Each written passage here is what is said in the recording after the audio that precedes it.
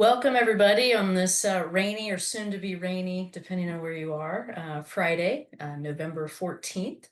Welcome to the California Nevada Chat. My name is Nikki Gatch. I serve as the Executive Director and the CEO of the Southern California section. With us this morning to say a hello is our President of the Southern California section, Dr. Allison Kurt. Good morning, everybody. I hope you're having a fantastic week, and depending on what the weather forecast is for you all today, I'm looking forward to a great weekend. This is actually the first time I've been able to jump on a California Nevada chat, so I'm really excited to listen in and see how things are going. Want to congratulate all of the special awards winners. You've got a fantastic panelist today. It sounds like some great questions are in the queue.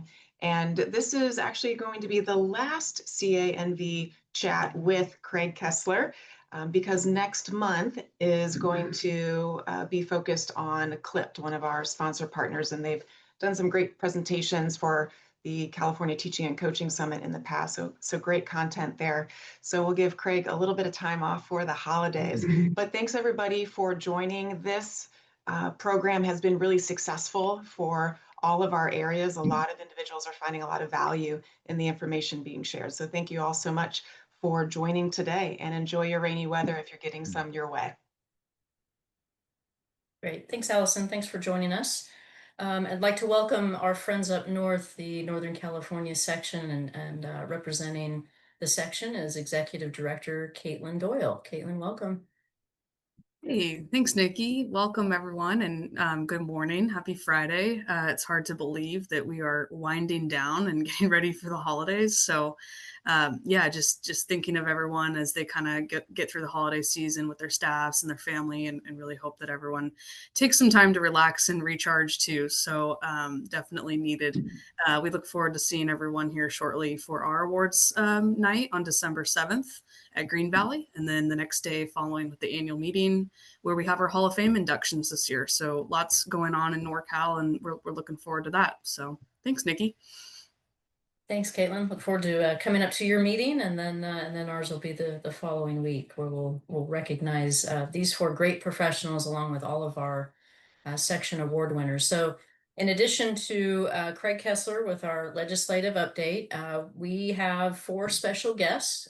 Two section award winners from each section have joined us. We have our Golf Professionals of the Year and our Teachers of the Year, representing Northern Cal and Southern Cal. So representing Team Northern Cal today is John Herman's Golf Professional of the Year and Teacher and Coach of the Year, Rich Merrick. Thank you both for joining us. And representing Team Southern California today, our Golf Professional of the Year, Holly Kennedy, and our Teacher and Coach of the Year, Roger Gunn. So again, congrats to all four of you. Amazing. These are two of the top honors that you can receive from your peers in the section. So we congratulate all of you. We thank you for joining us. We look forward to hearing from you and your wisdom today. So I'm going to turn it over to Caitlin to get things started. Yeah, perfect. So yeah, we're going to get started with the teachers and the coach kind of first. And so obviously Rich from NorCal and then Roger from SoCal. Tossing it over to you guys, just maybe let everyone know obviously what facility you're at and, kind of your background into getting to where you are now. So I'll let Rich start first. Thanks, Caitlin. I'm actually not at a facility at the moment. I certainly have for most of my career, but I've been teaching golf for almost since I got out of college. I was a player as a kid and played in college at Stanford, won the U.S. Junior, and then I worked for Hank Haney, and then was National Director of Instruction for Nike Golf Schools and junior camps.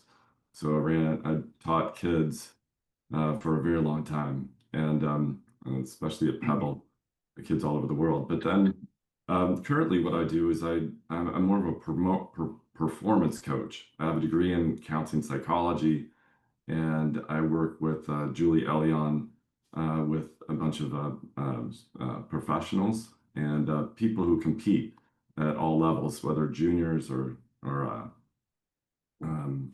college players or professionals.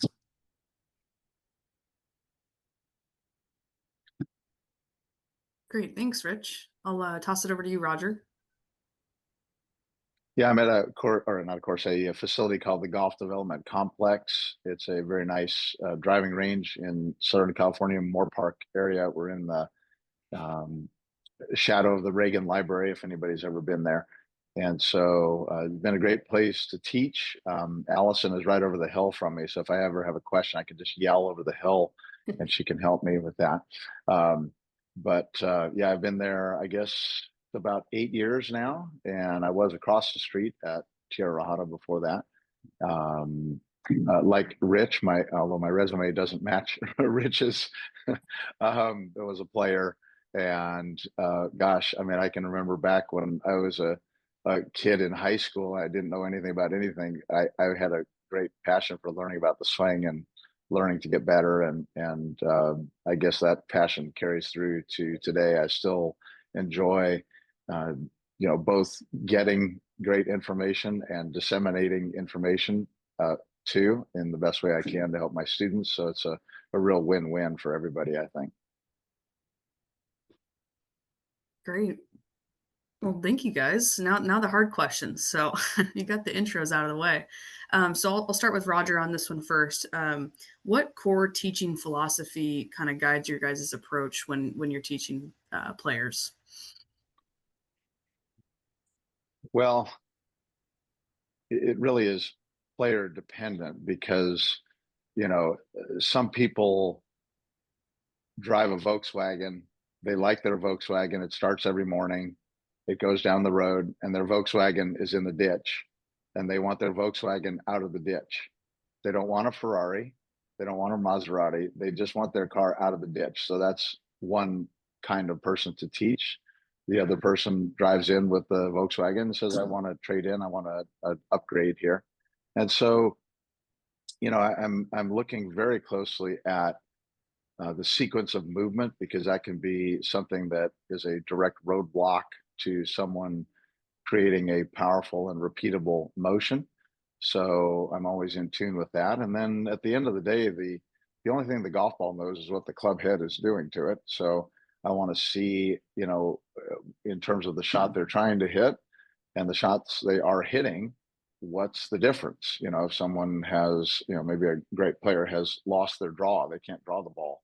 And their club is swinging 2 degrees to the left. So, right, you're not going to draw the ball from there. So we need to adjust that pattern.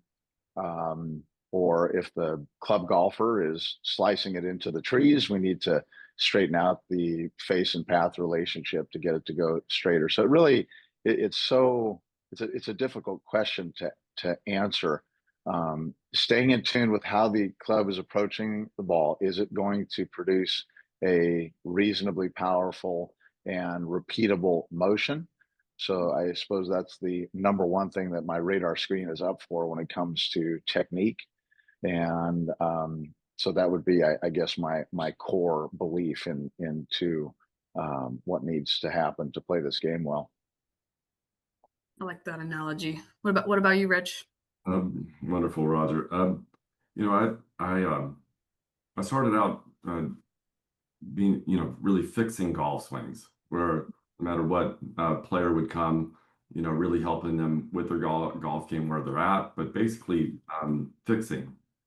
But then when I started working with kids, and I got the chance to really build golf games, from the ground up and every part. And that is a different mode, a different way of teaching. So I learned from Hank Haney. He's a great fixer of the golf swing. And then, teaching great players like 11-year-olds that were going to be number one in the country, and felt a big responsibility in being able to build. And when you do that, it's a different kind of way of approaching the golf game. And then what I do now is that I get to not just build or fix, but and look at the entire person and every part of the golf game. So people are competing.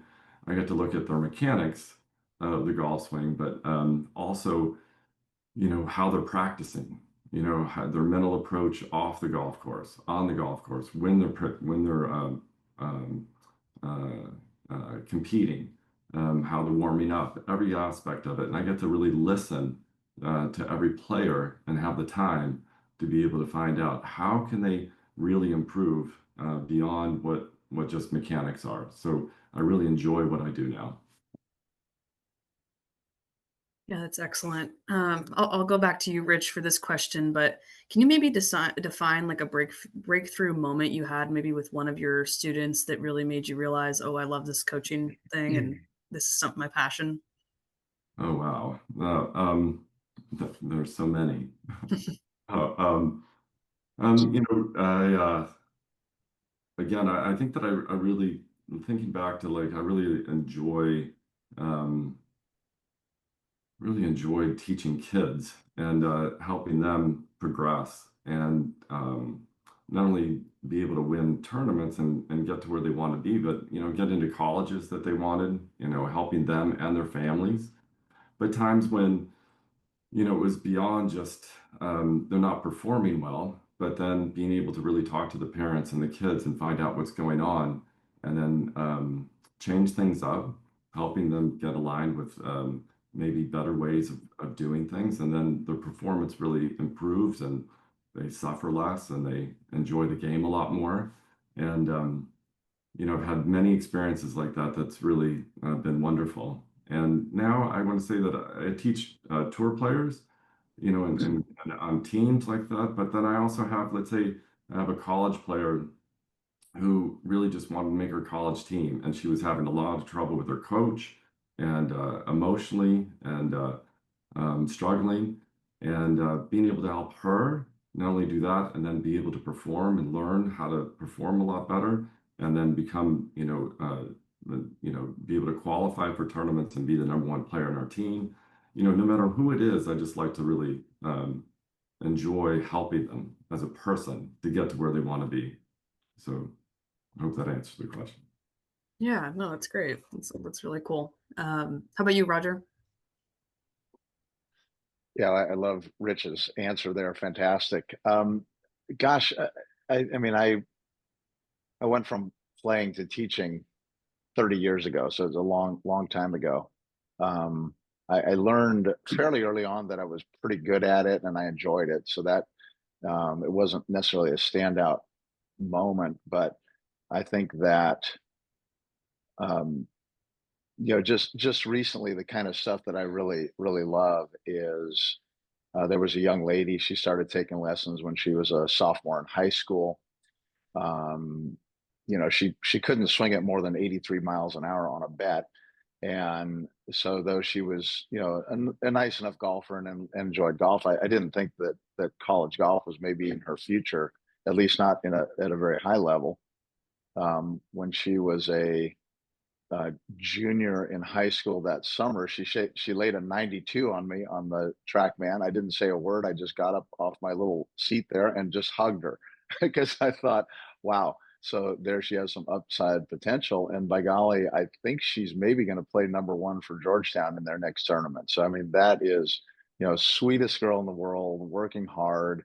And just to see her get rewarded for her efforts like that is just so fun to watch. It brings me back to when I was learning. I mean, I was a terrible golfer with a terrible golf swing, but just for some reason loved it and was too oblivious to the fact that I couldn't beat anybody that I didn't care. And so then it was, fun for me to continue to improve and helping other golfers get the same sort of, positive feedback from their efforts is really fun for me. Great. That's awesome. Congrats on that. I can only imagine how you both felt in that moment. Very cool. Um, so obviously associates are flourishing in both of our sections. We have a lot of new people getting into the game.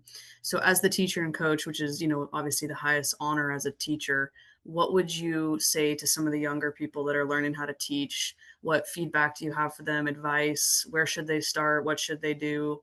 Um, we'll start with you, Roger. So one of the things I did is I really enjoyed watching other teachers teach. They're very giving with their time for the most part, and so it was very helpful for me to look and see like what are they doing that is working.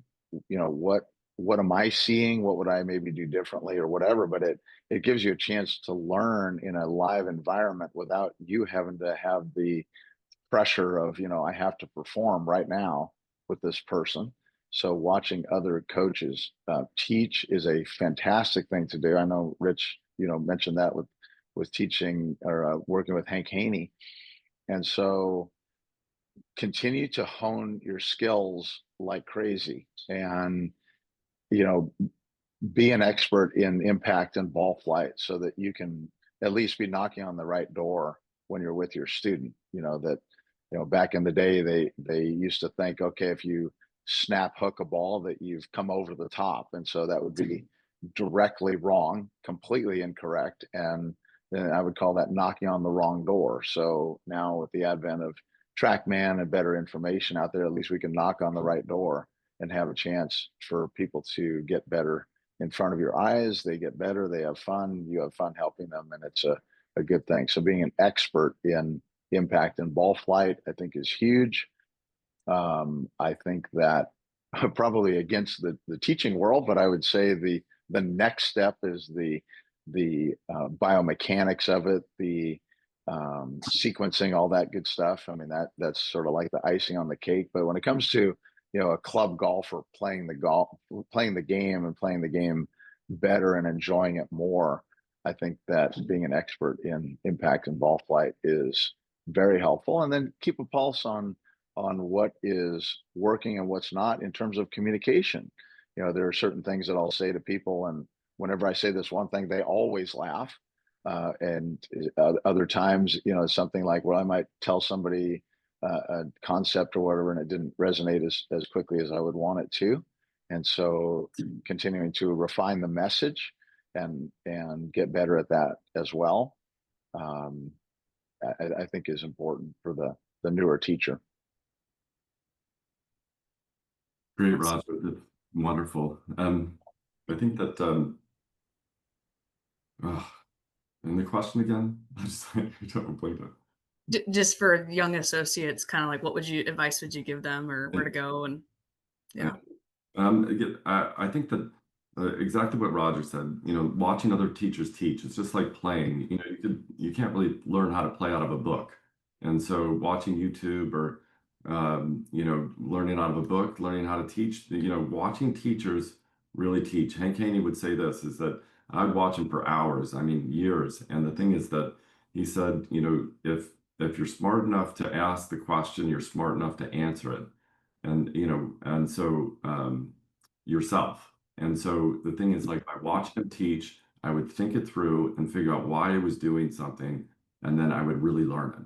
And that really helped me to become a very good teacher. So watching teachers teach is imperative. I would fly to Ledbetter's place many times and all the other teachers. That's one. Two is that I also would think, you know, is that using video and using it for yourself as a teacher so that you train your eye.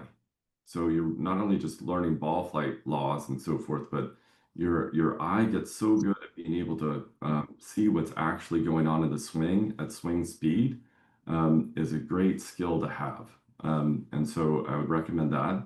And then also I would say the last thing is that go beyond mechanics. Once you become an expert at biomechanics and all the other things, that even for beginner golfers, when let's say a beginner woman comes to play, it's not just about swinging the golf club. I mean, how to make a tee time, you know, course etiquette, all the other things that make them very comfortable, to be able to be on the golf course and to play the game well, you know, to be attuned to, um, you know, how to putt, how to chip, all the other aspects beyond just mechanics of a full swing and technology is extremely important. So really asking the questions, paying attention, you can become not just a teacher, but a really good coach and really help people.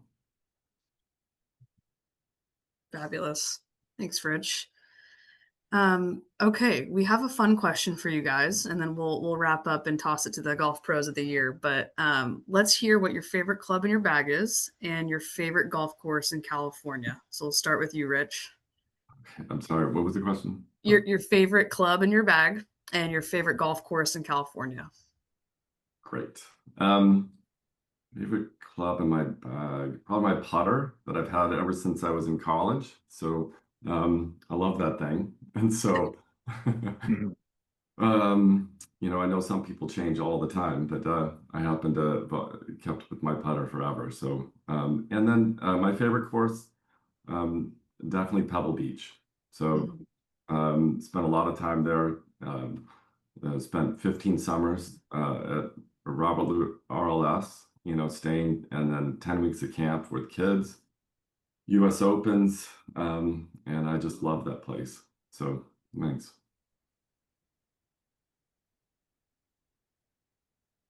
Go ahead, Roger. What about You you? ready for me? Yeah. This is like going to the restaurant and going, I'll have the same. So Mhm. I'm going to say my favorite club is my putter. And unlike Rich, I change fairly often. So I'll change putters about every 12 years. And so, kidding, obviously, I do change about every 12 or 15 years or whatever. So I'm probably due for a new one right now. But that's been my favorite club in the bag.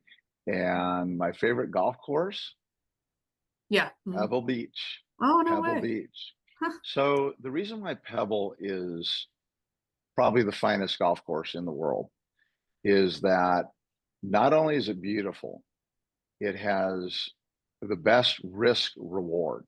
Like you can tear Pebble apart if you play it boldly and pull off your shots. Mhm. If you try to attack it like that and don't do well, you're going to get hammered. And so, but it's very appropriate in terms of the shot value. So if you have a shot that you're going to hit and you hit an okay shot, you're going to get an okay result. You hit a medium, more of a poor shot, is going to get a worse result. And if you hit a bad shot, you're going to get smashed. And so it's easy to design a hard golf course. That's a piece of cake, but it's hard to design one that will give you shot value like that you can play well and you can shoot 4 or 5 or 6 under on that course if you play well. But like I say, if you don't do well, it'll let you know. So that's why, to me, that's the finest course in the world. Awesome. I love it. Well, thank you both so much for your time and congratulations on winning the award. And I know we're looking forward to celebrating both of you next month. So I'm going to toss it to Nikki to lead some questions with our Golf Pros of the Year. Great. Thanks, Caitlin. Thanks, Rich and Roger. Great insight and great stories. So thanks for sharing. All right, Golf Pros of the Year, you are up. We are going to start ladies first, but the first question for you both is what personal philosophy or approach to the game and to the business do you believe has contributed to your success as a PGA golf professional? You want me to go first? Yes, ma'am. Ladies first. Well, I have had such an incredible journey and opportunity to be at such different facilities and landing where I am now at Emerald Isle, which is just a small 18-hole executive course. But prior to that, at Singing Hills, where we had 54 holes and a hotel and membership, I feel like we were great there because we were this incredible team in the golf shop and we had so much fun. We had great leadership, of course, Tom Addis. But that place was this insane machine and it kept running as well as it did because everyone had buy-in, everyone was able to participate and we loved it. We loved being there. We loved going to work. We loved the long days. And I feel like now I get to do the same thing on a, much smaller scale, but I feel like Emerald has been successful because we've been able to do all of that at our place. Our team is engaged. They have been with us since the beginning for the most part, all of them. And it's a labor of love as opposed to drag yourself to work every day. So being able to create an environment where that can happen and everyone has a voice. I think that sense of community and camaraderie on our team has been really the foundation for our success. Yeah, great. It's all about team, right? And I apologize, I jumped right into the question. I was so excited that I forgot to ask you to give a little background. I know you alluded to a couple things, but if you could maybe highlight on a couple things, just so those that don't know you have a better idea of who you are, please. Oh, sure. Well, I'm born and raised in San Diego, so super lucky to have been able to have a career from here since day one. Grew up playing San Diego junior golf and get to give back to them on a daily basis, having, my position as the president of that association, and went to school in SoCal, well, UCLA, and when it was the good old days and you didn't have to be super Good old great 90s. yeah, qualified to play on the team. And then yes, ended up at Singing Hills, and then started my own company, Kennedy Golf, once I left there, which is a golf tournament event planning company. I did that for 11 years, and then got to dive into Emerald Isle with you, Nikki. And it's been 11 years. It'll be 11 years this month. Awesome.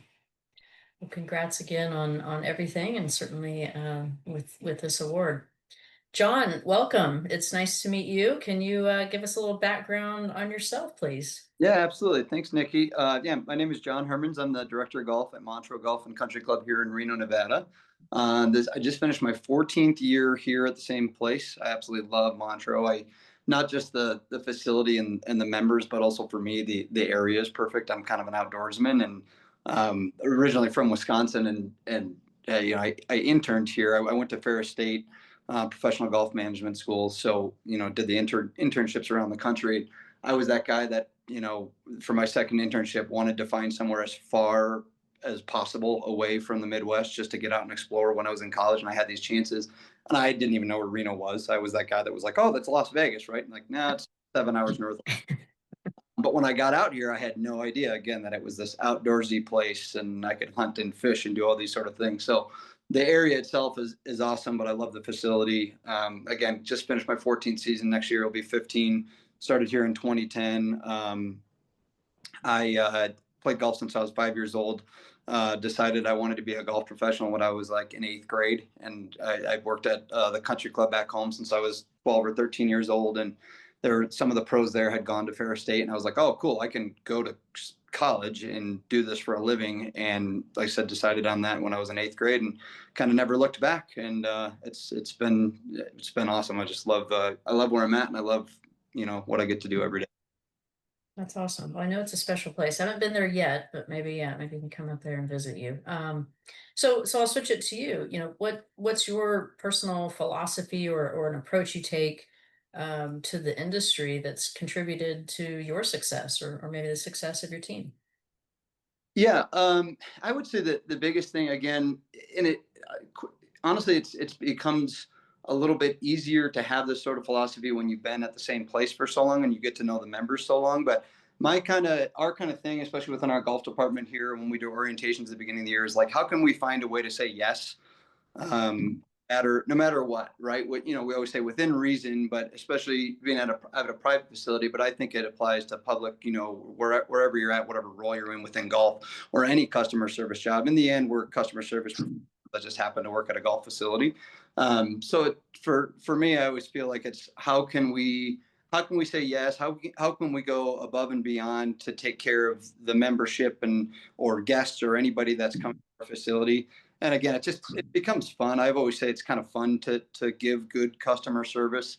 So it's, again, yeah, even if you have a long day or whatever, it doesn't feel that way because you're having fun helping people enjoy what they're doing. People are at our country club just to do their hobby. So in general, they're in a good mood. So how can we help them enjoy it? And then in terms of the golf, again, I just love the, whether you're, when you're teaching or whatever it is, your students will text you after hours and say, I just couldn't wait to share how good of a round I had today. And again, it's so easy to do when you love being around your members, you love being around your staff, and and everybody's here just to have a good time and enjoy the game. So that all becomes pretty easy. I think Holly said, again, having the staff around you, our staff here, as long as I've been here, has always been a very, very close-knit group. We spend some long days together here, but we get together outside of work. We'll do, barbecues at my house. We play golf together. We do a staff golf trip every year in the fall together. So we truly are just kind of, my best friends are the golf pros that I get to work with here. So it's a lot easier to enjoy what you're doing every day when you literally get to come work with your best friends every day. So that's kind of the philosophy I like to go by. That's awesome. Thanks. Well, I'm gonna stay with you for just a second, John. We'll we've got all the positive things out of the way, but there are some challenges that are facing our industry today and our golf professionals. What do you think the biggest challenges are that our golf pros are facing today on a day to day, and how do you help address that, at the club level and as you're managing your team? Yeah, I think the toughest thing, I think the thing that I'm probably the most lucky with, that I already kind of talked about, is that I decided I wanted to do this literally when I was in 8th grade. And I had a goal that I stuck to from super young on. I was a PGA pro, PGA Class A member at the age of 23 when I graduated. And I had time. To, again, we know the stigmas of the golf industry, maybe long hours and low pay or whatever, which I think all those things are getting better. But I had time to work my way up and just work as hard as I could, and kind of wait it out and move up the ladder, that sort of thing. I think, and I'm not sure it's any different today than it always has been, but like a lot of our staff, for instance, have decided that they wanted to be a golf pro after having had some other careers already, right? So they're getting into it maybe in their mid to late 20s, which is still at the young end, but we also have some that are getting into it in their mid 30s. And it's a challenge because you're in a certain role, and again, you're working these hours and you're making the pay that you're making and whatever. But I think the advice that I would give is if you can, even though it can be hard, is make that decision of what you want to do down the line. Have those goals. You always talk about what are your goals in 5 or 10 years, and it's kind of that question that everybody asks, but seriously, what are your goals and what are the steps you're going to need to do to get to that position, especially kind of depending on when you've gotten into the industry. Are you the guy that went to college and started at 18 and stuck with it, or did you start when you were 35 and whatnot? So make sure you have those goals, and no matter what, this industry has a lot of opportunities right now. I think a lot more maybe than they did 15 years ago when I graduated college. I think there's more opportunities for really awesome jobs than there were before. So that's good. But yeah, I would, I think you need to, if you're just getting into the PGA program, you can get it done in 4 years, but you really have to stick to it, set that goal, make sure you get through it. And then us as golf professionals, I think the biggest thing that we can do, and that we try to do here, is the whole, like we said, the stigma of the long hours and whatnot. We try to do is other than a few weeks of the year, we try to make sure that our team has 2 days off. We try to make sure they get out and play golf.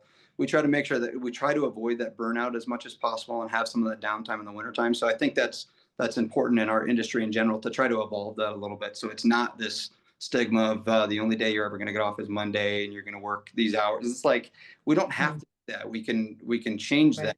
We can make it this awesome industry to work in, and this really awesome, fun environment, which I think we've done here, and I think that's important.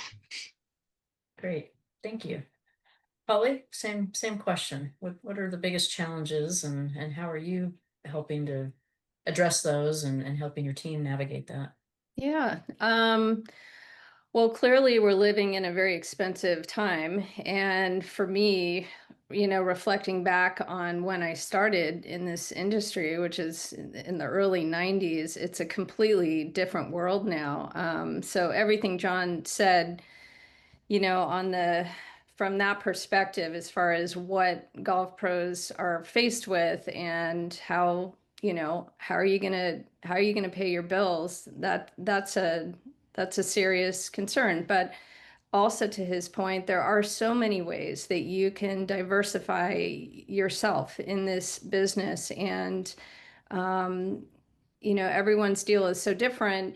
And if you're stuck behind a counter, you know, you may be somewhat limited, but learning different parts of the industry, learning the food and beverage side, learning club repair, golf instruction.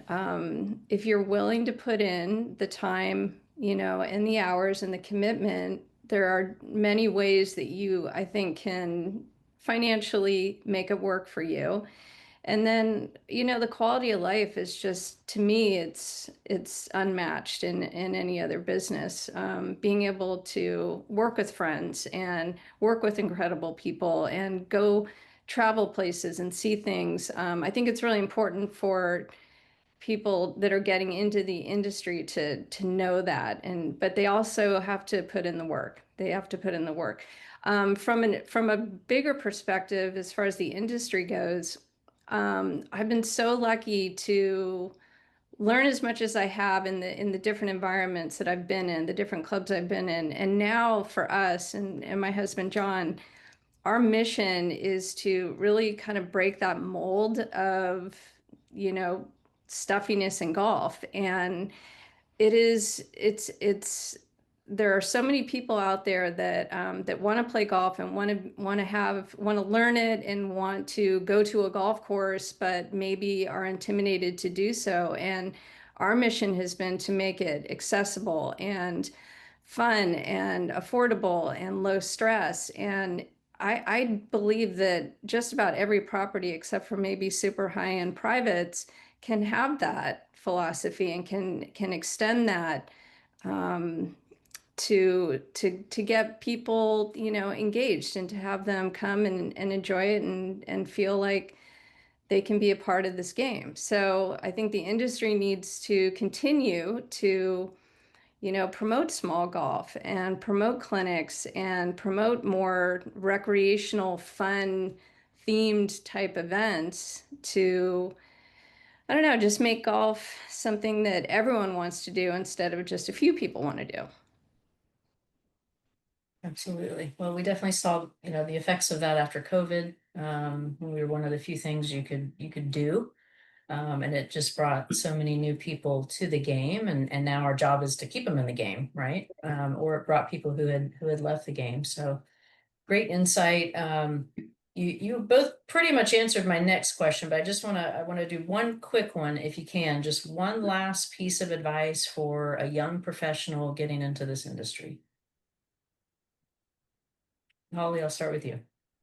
Well, I would say definitely take the time to find a property that and a group of people at a property that you are happy with, that you're comfortable with. I know everyone thinks about going into a new job as you're the one being interviewed, but I think it's really important to, as the young professional, be the one that you're really interviewing that property and making sure that it's a good fit for you. We at our place have a very, we're definitely a little off the grid on how we are. We, you know, wear t-shirts and hoodies, and our dogs are allowed to come onto the property. And John and I have a philosophy of, you know, management by committee. The staff gets to do the schedule. And again, we are small, and I know that we have maybe less moving parts as a bigger property or resort property, but I just think it's really important to find a place where you are happy and you feel that you're mixing well with the team and the management, and then just be prepared to put in the time and, you know, and dig in, and don't just stay in one lane. Get into all the different lanes and try everything out. And then also reach out to your fellow PGA professionals in the area. That's been something that's been invaluable to me my entire career. I have always known that I can pick up the phone and call anyone at any club in San Diego or even SoCal for that matter and get help. So I'm very grateful for that. Awesome. Great advice. John, how about some final advice? Yeah, so just to echo what Holly just said, just definitely finding that facility or more so even that area. Again, I love it here just as much because I love the facility and the members, but I like the community in Reno. Like you're going to, I can't wait. I'm going with my taking my wife and son to the Wolfpack football game tomorrow, even though they're probably going to lose like 58-0 again. But we're going to go to the game tomorrow, and we're going to run into 50 people there that we know, because it's like the whole biggest little city thing in Reno is like the most true statement ever. It's getting bigger, but everywhere you go, I guess maybe when you work at a facility like this, you run into people and it's just, that's awesome. And again, the outdoors, whatever. So I love being here. So if you can find not only that facility, but the area that you ultimately want to live in, because that makes everything a lot easier. But then also just advice, like this is the kind of advice I'm trying to give myself in my own career right now, is remember that we got into this because we love golf and hopefully love playing golf. I've always loved playing golf, but a little bit of like insecurities about my own golf game and haven't played as well as I wanted to lately. So I haven't played as much as I used to. And I certainly haven't gotten out and played with members as much as I want to and should. So I'm trying, like my own goal is to try to start playing more, even though I'm busy and I have a 4-year-old and you're working a lot of hours or whatever. It's like, you got to find some time to practice and play a little bit just to keep your love for the game going. So that's kind of one of my own goals for myself next year. I don't know if Gus Jones is on this call. Everybody knows Gus in the PGA world on this side, but he gave me some great advice, kind of like, I don't remember when it was, this spring or last fall. And he said he kind of hid from the game for the better part of, I don't know, 30, 35 years, because he was working so hard and this, that, and the other thing. And he wishes he hadn't. He wishes he had spent more time playing the game that we love to do. So I kind of took that to heart and like, yeah, I've kind of been hiding from the game a little bit, outside of playing with people that I'm comfortable with. So I think that's important. Like, we're golf pros because we love this game. So make sure to keep playing and practicing and get out there and play with your members or play with your buddies or whatever. So. Very good. Okay, 2 quick ones. John, we'll start with you. Favorite golf course, and then favorite Thanksgiving side. Oh, the golf course question, I can't answer it with one. I'm going to answer it with 2. I've taken members to Ireland the last 3 years in a row. Royal Portrush, I got to play, not this year, we went to Southern Ireland, but the last 2 years before that, Ireland. So Royal Portrush, that just had the Open, is a spectacular place. I'm not good at links golf, but I like links golf. So that's been really fun. And then I'm going to sound like a total homer here, but I love Montreux. I mean, this golf course is really incredible. Not just like the layout's incredible, the conditioning's incredible, but there's certain times a year, like in the last month, that you can play out here and there's these beautiful orange, yellow, red trees everywhere, snow-capped mountains in the background, and it's 75 degrees. Like it's Nice. an incredible play. Oh, and you said favorite side? Definitely the stuffing. Definitely stuffing. Great. Paul? I hate to double down on what everyone else said, but truly my best golf experience was at Pebble Beach, and I got a caddy and his name was Dustin Hoffman, and the guy hung out with me for 3 days. The company took us up there when I was working for Saquon, and that was insane. Locally though, I think I love Coronado Golf Course. Every single hole is beautiful and on the water and flat, which I love. I can go low there, which is fun too. So those would be my 2, probably in my top 2. And sides, I'm a stuffing girl too. So I like Stofers. I knew I loved you guys. All right, awesome. Well, great insight. Thank you to all 4 of you for joining us. We know you're busy. Maybe the rainy day helped, but just huge congratulations on behalf of both sections for your recognition by your peers. We look forward to celebrating you next month and all throughout the year next year. So thank you for joining us. You, of course, are welcome to stay on. And at this point, we'd like to introduce Mr. Craig Kessler for his final legislative update of 2025. Mr. Kessler, the floor is yours for 16 Well, thank you, minutes. Ms. Gatch. You must be mad at me. We're calling each other by our last names, but that's not uncommon. So those of you with a real keen eye for detail will recognize that I've got a different background behind me, and I think that is really that background is really directly related to the overriding issue I want to discuss with you today, and that's the bill that the California Alliance for Golf is in the process of running. Yes, we're not just reacting to bad pieces of legislation for the purposes sometimes of trying to kill it. We've been very successful in that. Other times just trying to amend it so it's palatable to the golf community in the state of California. But I'm in the golf division headquarters of the city of Los Angeles' municipal system. And those of you who read media accounts know that the whole issue of third-party tee time brokering, some people call it piracy, blew up in this particular city, not because the problem was unique to Los Angeles. As I've discovered, and I'll talk about in a moment, it's probably bothered the city of San Diego more than it did the city of Los Angeles. But again, appropriate to the world we live in today, there was a social influencer who played these golf courses and he had a huge following and started a campaign to address the problem. So I'm meeting there. I'm doing it from here because we're meeting. This is the sort of the second big meeting with a city after the first meeting with the city of San Diego, which was very successful. We closed that out with the mayor's, top senior staff, and the city of San Diego is going to support this bill. And we think also they may try to persuade their particular member of the assembly, Chris Ward, who chairs the committee to where this bill would be referred if we float it in the assembly, as perhaps as the author. But we've also met in Sacramento with his legislative director. We've met with the committee staffer who would do the analysis, and we had hoped to be warmly received, but it was a little bit more than that. They've almost exhorted us to move forward with this. Because clearly it's the kind of, again, I'm always loath to say this because every time we've run it by, whether in San Diego at the mayor's office, it seems like a no-brainer, but in Sacramento, there's always somebody to oppose something, and we're busy trying to anticipate that.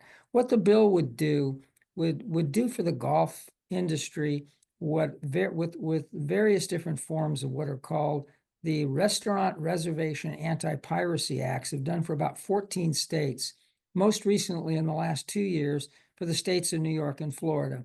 I mention those because New York in particular, a little bit more than Florida, it's a good comparison point for the state of California. It makes no sense to compare us to a small state with a low population, and New York's politics hew a lot closer to the politics in California than they do in Florida, but both have huge golf markets, and particularly New York or Long Island, where Beth is, has the same kind of illicit third-party tee time brokering for the same reason we have it in San Diego or Los Angeles or San Jose or the San Francisco Peninsula, a little less so in Sacramento. Consider yourself lucky if you live in that area.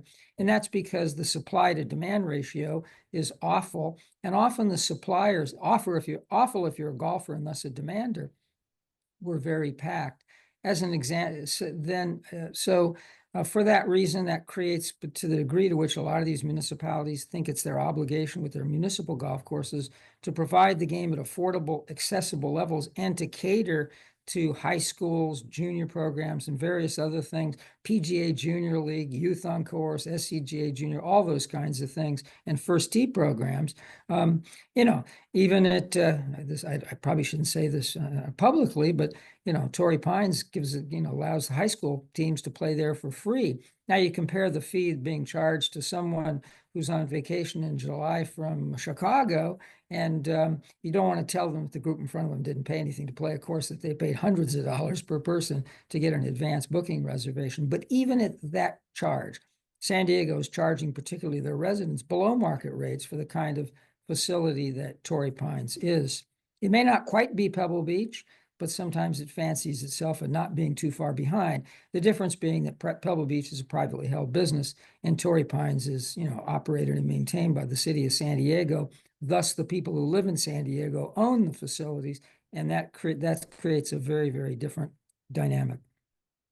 All this bill would do is require that all those third-party selling arrangements, and there are many of them, and many of them are quite laudable and valuable to the industry, be by agreement. So if you're thinking of Golf Now or Supreme Golf or various of the others, that's because golf courses sign agreements where there's a give and a take, like all contracts. You get something, you give something. And I think that, this problem exploded again in Los Angeles and Los Angeles County a couple of years ago. And a lot of the remedies, the mitigations that were adopted by policy, the advanced reservation, the non-refundable deposits, and so forth, worked. I happen to have been one of them who, as much as I participated in the fashioning of those remedies and was proud of what they were able to do, I was a person who thought seemed to be too effective. There was something wrong here, because it seemed as if the tea brokers, and we knew who many of them were, kind of disappeared. Well, we discovered a few months ago why that may have been. It may have been less due to the mitigation measures that we promulgated, and a little more due to the fact that they knew what the federal government now knows, is that they weren't paying taxes on the proceeds. So, well, and when this whole issue came up, and even in the sense of, do we really need this bill? Is there that much money in third-party tea brokering of municipal tea times? Well, the federal government believes it can prove beyond a reasonable doubt, and that's a very high standard of proof, that at least 2 tea brokers in Orange County made a minimum of $700,000 upon which they paid no taxes in a 2-year span off of 17 very moderately priced municipal golf courses in Los Angeles County. So who knows how much they actually made? There are probably others. This is probably the tip of the iceberg. So that's as we go from what was, I think, in 2025, a very successful legislative year. The bills that we supported as an alliance made it all the way to the governor, through the governor's office, and got his signature, unlike the previous year where one of them got vetoed. And the key bill that we really led the opposition on, which would have created permanent standard time in the state of California, died very early in the process. But as I've been warning everyone, despite that, I expect it to come back, because there is a national organization of sleep disorder specialists who think that all this, who believe that because their research demonstrates that would be marginally preferable to permanent daylight time, that the decision to do one or the other ought to be made exclusively on that. We believe that decisions in life or decisions in public policy are a little bit more complicated than that. And so it's a series of factors like economy. We know that 90% of the active recreation in the United States, according to the U.S. Department of Labor, is in evening hours, not morning hours. So there are health consequences. And according to the Brookings Institution, there are actually public safety consequences, because there's 7%. They estimate, and they're credible, their studies are just as credible as the sleep disorder specialists, that property crime goes up 7% on permanent standard time. So those things are important as well, and we will make those points again should that bill be run. What I'd like to close out the year with, I mentioned that the bill we're running is really a function of an illicit market that is created by something we hold laudable, the fact that municipal governments make possible all the programs, all the growth of the game programs that we promote. Listen very carefully. Holly, I loved your presentation and all the things that you do at Emerald Isle. And it has in common with a lot of smaller facilities, unlike upscale clubs or resorts, which are quite a bit different. That's where probably 90% of all of our growth efforts. PGA may lead those growth efforts, but others are not far behind in doing it. And those are the golf courses that are most vulnerable to development. One thing, and I think all of you who've listened to me over the years know that while I believe that we can use far more empirical studies of what we do as an industry, particularly in terms of environmentalism and conservation, we don't need to do any more economic studies. Truth of the matter is, almost any use of golf property other than open space or another recreational use, any residential or commercial use, is an infinitely higher and better economic use in terms of tax receipts, jobs, literally wealth creation than golf is. Golf's strong suit is its recreational aspects, its charitable aspects, its community aspects, its environmental aspects, which are quite strong as well, its heat relief aspects. And that's what I think we win a lot of battles in California, because we understand how to lead with our strengths and not lead with the other guys, not lead with the developer's strengths and things like that. You know, sort of a simple axiom, you know, let the other guy make his or her own arguments, don't make them for them. It's just not a particularly good strategy. But two things. I know that I did not attend this year's International Association of Golf Administrators meeting in Austin, but I've talked to persons who were there, and Greg Nathan, who's the relatively new CEO of the National Golf Foundation, shocked a lot of them because he pointed out that on a national level, we're at 90% occupancy in the game of golf. Now, I knew we had that kind of problem in places like Los Angeles or San Jose or San Diego, but I didn't realize that on a national level, it had gotten to that point. We are not building golf courses in any of those areas where golfers live. The costs of construction, the cost of the purchase of the land, the opportunity cost, those things which could go on those pieces of property that produce a much greater economic heft, kind of make it difficult in this era to sort of do what other businesses are able to do, that when demand goes up for automobiles, Honda and Toyota and General Motors, has the ability to expand output and bring people aboard. We don't have the ability to expand that. And even if you build a new golf course, you may build it at a moment like this at the top of the market. And by the time it opens, we may be in a deep recession and you hit the skids. So it's literally, for a series of factors, we can't meet that. We're not going to be able to meet that demand. And so when you look at those levels of occupancy, when you look at those threats, I listened today, that's sort of the difference, and I really enjoyed today's telecast because I'm a golfer too.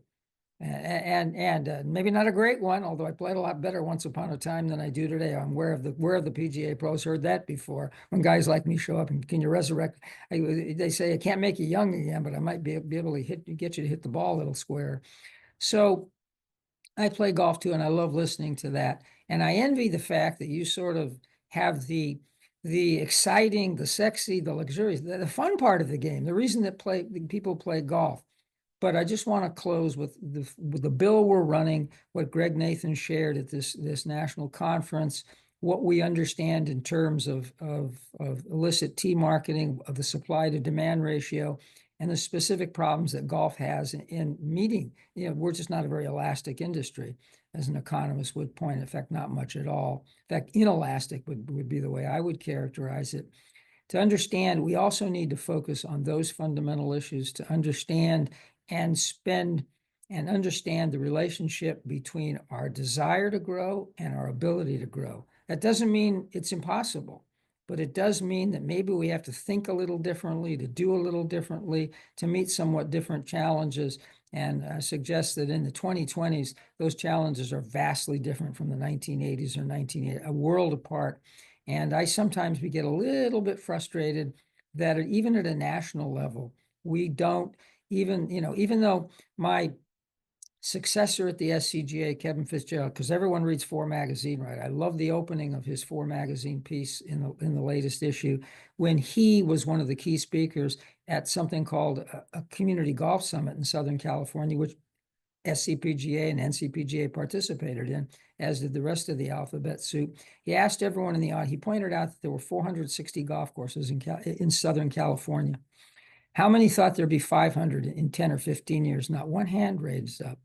He then asked the question, how many thought there'd still be 460 10 years from now? Not one hand raised up. So that told me that a room filled of GMs and golf professionals and golf course owners and golf course superintendents and people from National Links Trust and the USGA and all the alphabet soup of our organizations know when you ask them a question, they have to answer it. That is a key problem. So with that in my final, because you had fun listening to all these pros and their philosophies, and I did too.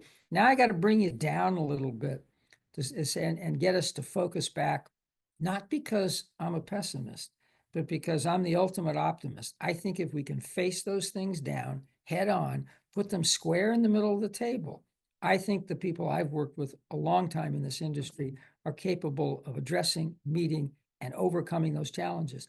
But you got to put them in the middle of the table and recognize them for what they are, and not go off into discussions of those things that are easy and perhaps more fun. I do that too. So I don't think I'm some kind of a saint. But my job is to get you back focused on those things that are really going to go to the future 10 or 20 years. I like the question of these veteran, really accomplished professionals. What piece of advice would you give to someone getting into the business? If you're getting into the business, I'd be a little concerned if those who are veterans in the business think we're going to have fewer golf courses. And so what does that mean in terms of adding to the demand if we can't also add to the supply in some way? And with that, thanks for listening to me all in 2025. We'll see if I get renewed in 2026. And really appreciate the opportunity to address you, and would welcome even more of them, because in case you hadn't figured out, some people suggest I like to talk. I don't believe them, but maybe you do. Thanks, Nikki. Thanks, Caitlin, for hosting these. Thanks, Craig. All year. It's been great fun. Thank you very It has much. been great fun. Thanks for all your updates this year, Craig, and keeping us all up to date. Appreciate what you do for both of our associations. So we're wrapping up now. So thank you all for being on. It was a really great session today. Appreciate you being here. Happy Thanksgiving to everyone. If you did call in, please be sure to let your section office know, because we cannot see the phone numbers of what your name is. And then just as an FYI, our next chat will be on Friday, December 5th. And it's going to be Clipped, which is a section partner for both NorCal and SoCal, talking about some of their technology. So it should be a pretty great session on the 5th. And then we will pick back up again in the new year. So any closing comments from you, Nikki? I'm good, Caitlin. Just happy and safe Thanksgiving to everyone. Congrats to our award winners that joined us, and have a great remainder of the year. Hopefully we'll see you on December 5th. See you all soon. Take care. Bye.